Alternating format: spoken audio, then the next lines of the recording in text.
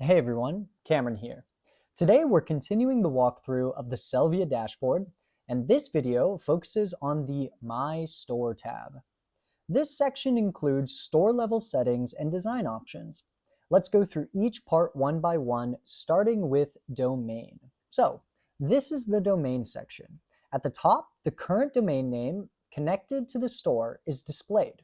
Nearby, there's an option called Protect Domain over to the right, which is labeled as Full Domain Protection. If you click it, you'll see what it includes.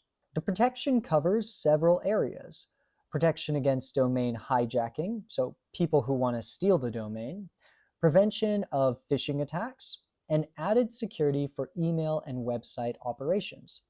There's also information about privacy protection.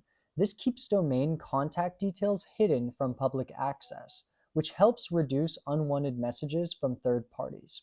Further down the page, there's an upgrade options section. Here, suggested domain name options are listed. If none of the suggested options fit, there's also an option to generate more domain ideas using AI, with a focus on SEO-friendly naming.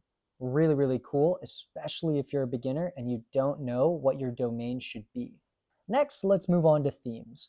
This section shows the current theme used by the store. From here, a different theme can be selected and applied. The available options include seasonal themes, thematic themes such as like Black Friday or Christmas, and also, of course, niche themes. The themes allow the store's appearance to be updated based on specific campaigns or time periods without changing the store's structure.